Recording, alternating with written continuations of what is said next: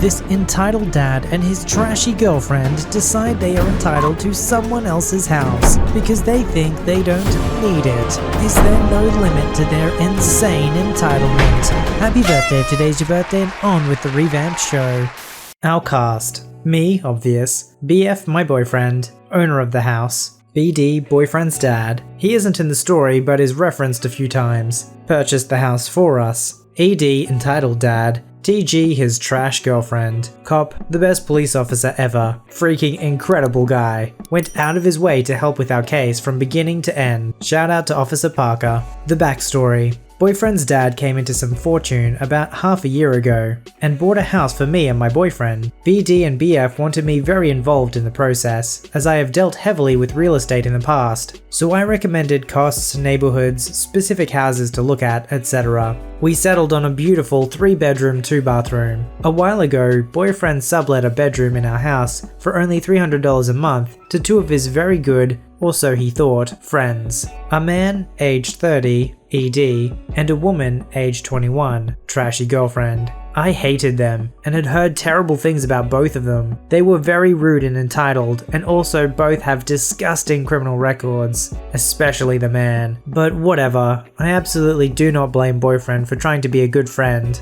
Maybe I had misunderstood these people and was willing to give them a chance. Also important to note that ED had 3 kids with a woman that is not TG, but lost them due to several charges. It took maybe a week before ED and TG started getting very entitled. Never cleaned a single thing. Left huge messes everywhere. Smoked pot 24/7 in the house. Constantly let their cat out on accident and blamed us for setting it free on purpose. Never paid a single dime of rent in their 3 months there. Also didn't mow the lawn or clear the snow from sidewalks, even though they agreed to in the lease. ED quit his job as an excuse to not pay rent. TG never had a job because she is too pretty to work. About a month later, they started treating me and boyfriend like crap. They let his cats outside and lost them on purpose. They threw all our crap on the floor in the garage and into his old, dirty farm truck, which hadn't been used for months, as the farm has been sold. Changed the locks and locked us out of the house. They were served with multiple notices and evictions, and left after a lot of effort and heated debate.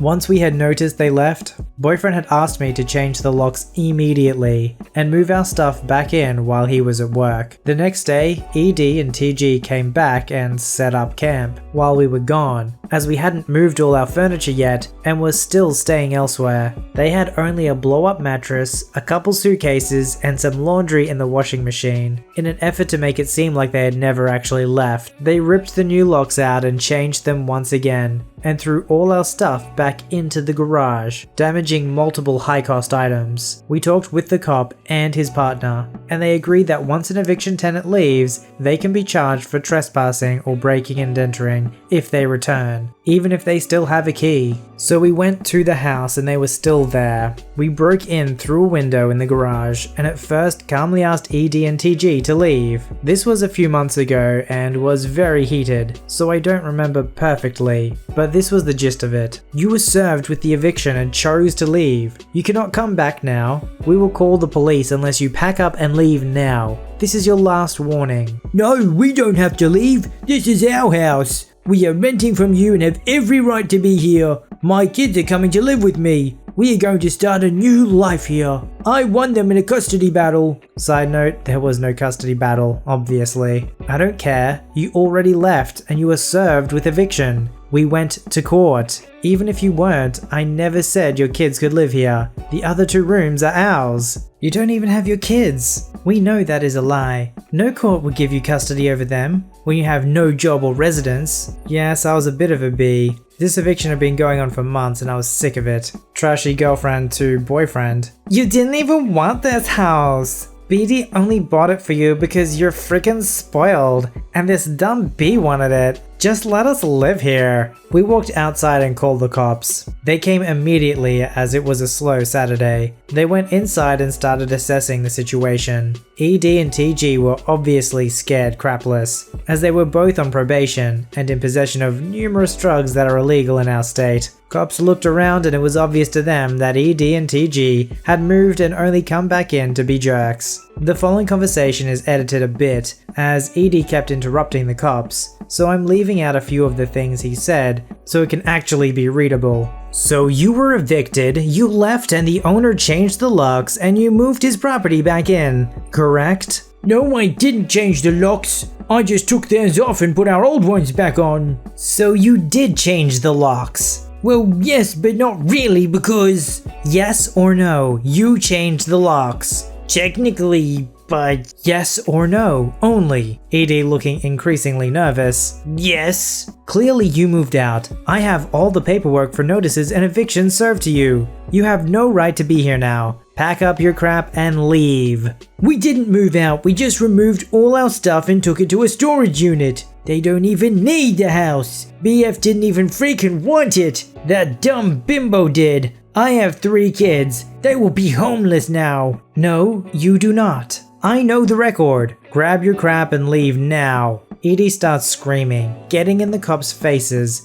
and making violent hand motions. I'm leaving a few bits of text out here, as it was just pointless and mostly incoherent yelling from ED. The cops had had enough. Get your crap and leave now. No, the court hasn't ruled on it yet. We don't have to leave. True, the court hadn't ruled on it yet, but in our state, if a tenant served with eviction leaves, they cannot come back, even without a court order. I know the case, I know the law. Leave or... No, I know my rights. My kids need this house. Shut up now. If you say one more word, I can and will arrest you for trespassing and breaking and entering. Get your crap and leave now. ED was silent for a moment. How long do I have? I expected the cop to say an hour, a day, something lenient, even though they had been jerks and were breaking the law. What he said next was very satisfying. 5 minutes. Get your crap and leave right now, or I will arrest you. So ED and TG begrudgingly packed up. Just before they left, cop told them that if they ever set foot near the property again, BF and I have grounds to have them arrested and charged with multiple felonies. Cops, BF and I were talking for a bit before him and his partner left as well.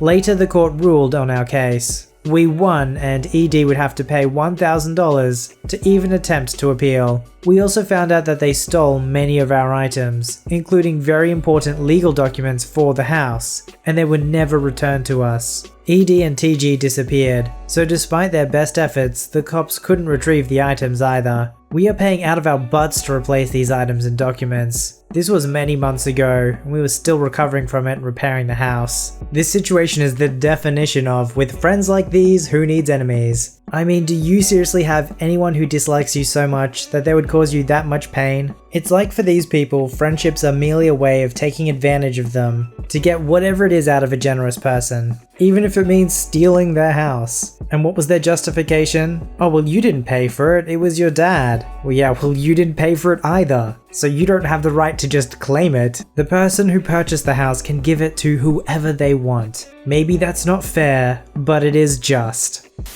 It was a peaceful spring day. I'm in school having my Serbian language class. We had a new teacher at beginning of the 8th grade. My whole class hated her. She didn't pay much attention to us and everyone was using their phones and stuff. She sees most of them but ignores them most of the times. But she pays most of the attention to me and my friends since we are messing in class often, and she will warn us about every single thing that we do. Example, I asked my friend if I can borrow her pencil. She warned me and threatened me to send me to the principal. My friend moved his chair. It made some noise. She warned him. You get the point now. One day I was using my phone like everyone else in our class. About 10 minutes passed and eventually she saw me. Usually when she takes someone else's phone, she gives them their phone at the end of the class. But when she saw me, oh crap, here's how the conversation goes. Mark? Not my real name. Are you using the phone in my class? No, I lied. How dare you lie to me? Give me that phone.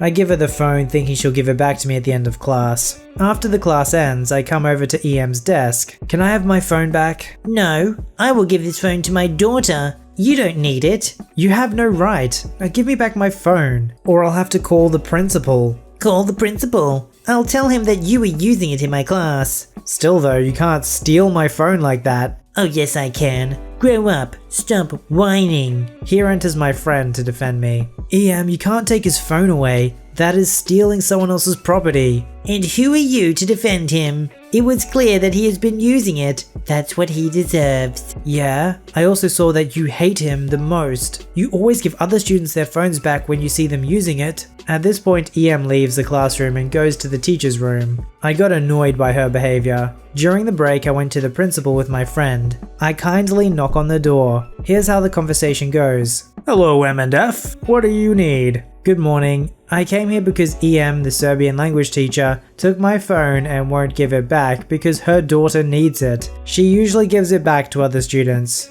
And also, she hates M and me the most and wants to ruin our grades in the most legit way possible. Interesting. Other students also reported her for similar reasons. I will talk to her, okay? Now go back to your class. Thank you. At the end, PM talked to EM. She told him that we lied and that she never took my phone. I got called to principal again. EM was in the office too. EM says that you lied and didn't steal your phone. Why did you lie to me? My phone had the password, so I knew what to do.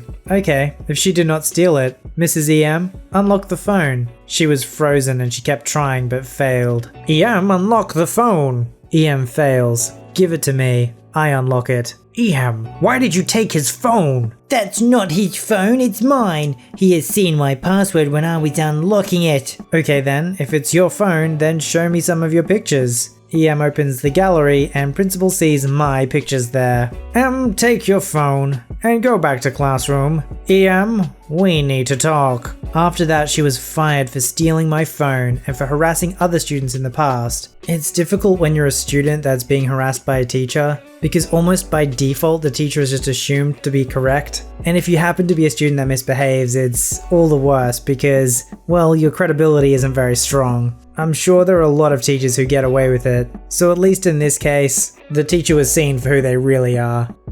I work in a car dealership and have recently been promoted from move them to whatever department they needed in that day to full-time salesman. We constantly have to tell people that certain vehicles haven't been released yet, or that they don't even exist. Today a woman and her 20-something son came in and walked right up to me, and immediately started barking orders, entitled Mother, Son, Me, and Service Manager. Pull up the 2021 F-150 Titanium, red leather. I'm sorry ma'am, the 2021 isn't going to be released for a while. We do have some 2019 F-150s here that you can take a look at. What do you mean you don't have them in? I saw online that they are on sale. They aren't released yet, ma'am. If you're set on the 2021 though, I can set an email notification that will let you know the second we get them on our lot. My friend drives a 2019, so I need a 2021. The 2019 is definitely a good one. It's a popular choice among young men, and has a good towing capacity as well. You have 2020s out for other cars,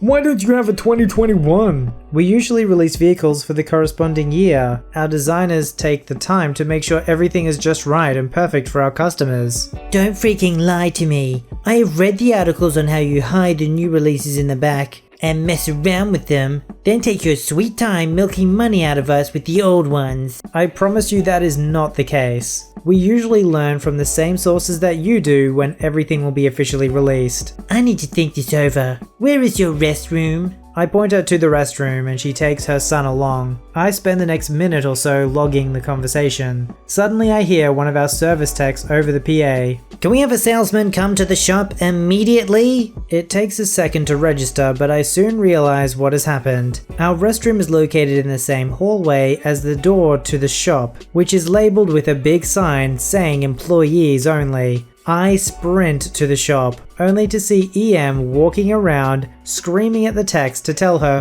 where we hide the trucks, while the son is chilling by the door. The techs have no idea how to respond, and are doing their best to keep her away from the vehicles that are being worked on. I run over to her and start to panic, thinking that she might get hurt. After all, we were surrounded by heavy machinery, and she was strutting around like she was on the sales floor. Ma'am, please come back up to the sales floor. It's very dangerous back here. We pay our tax dollars to fund this. I have more rights here than you do. Ma'am, please listen to me. I need you to come back up front. Why? Because you're scared I'll expose your lies? At this point, the service manager had made his way into the back. He is a no-nonsense kind of guy and looked like he was about to drag her out by the collar. Ma'am, customers are not allowed back here. I need you to follow your sales associate up front or I'll have to inform the police. You are trespassing. And who the frick do you think you are? I am the service manager. It's my responsibility to ensure our employees work in a distraction-free environment. And you screaming is a definite distraction. Then tell me where the 2021 F-150s are. They are not out yet. Please go back up front or I'll have you removed by the police. How about you get lost and stop lying? I'm not stupid.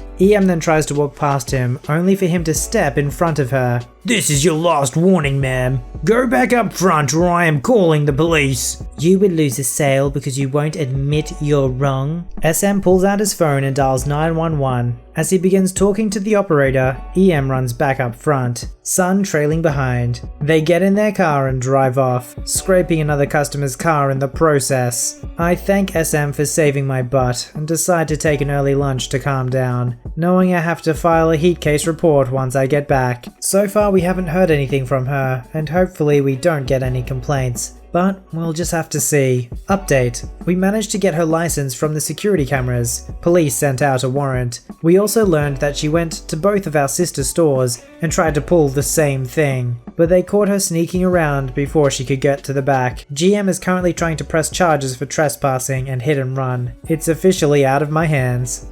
So I was out with my girlfriend to the mall because we wanted to have a nice day. We decide to get some food because we're both very hungry at that point. We head towards a nice looking restaurant with a wide selection of food. We order our food when suddenly a woman with her son behind her comes up to us. The conversation went like this. Hello, my son thinks you look pretty. Well, I'm here with my boyfriend, so I'm kind of taken. Come on, you don't want to be with him. Ma'am, we're trying to have a nice day together, so can you please leave us alone? EM straight up yells in my face to shut up. What's your name, sweetie? I've told you I'm Come on, my son is much more handsome than him. Listen, if you don't go away, I'll have to call security on you. EM then straight up grabs my girlfriend's arm and starts to try and drag her. Come on, you know you want to. I push EM so she loosens her grip. How dare you? She yells in that I want to talk to the manager voice. Come on, I'll be your loyal boyfriend. I'm good. Date my son or I'll sue you. For what? A waiter comes and EM and EK gets kicked out of the restaurant. Submit your story to be read on the channel at VoiceyHereStories@gmail.com and join our Voicey veteran community at r/VoiceyHere. Don't forget to like, subscribe, and hit that bell to never miss an episode. Alright, Voicey veterans, I'll see you in the next one.